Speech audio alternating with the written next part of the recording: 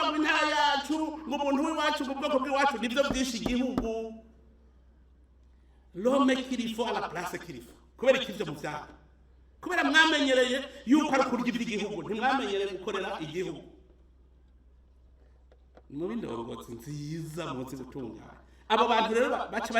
bashiramwe intuze hariho abavuga ngo twerekane ko yananiwe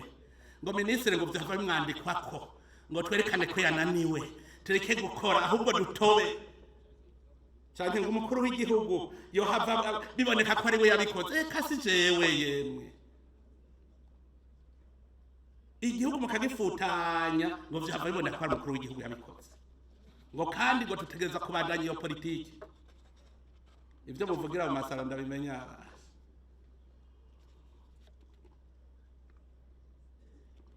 ubuyobozi urumva icyambere mwumvise ubuyobozi uri ndongozi utegerezwa kumenya gukoresha abo mukorana mugabo nabo bakamenya yuko atakuza barashiramo imigozi ahubwo baragufasha kugira ngo igihugu kigende neza ubuyobozi busuku rero bundi umva twebwe kare kuja kurya dukuremo umutima wo kuja kurya iby'igihugu tube abayobozi basuku burya Burundi ntibukenye tunaniwe gutunganya itunga dufise ntagire uzobesha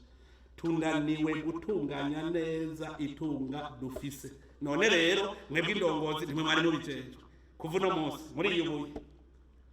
mfashe yuko mwiyubuye ku izina ry'Imana kandi tubivuze turi imbere y'Imana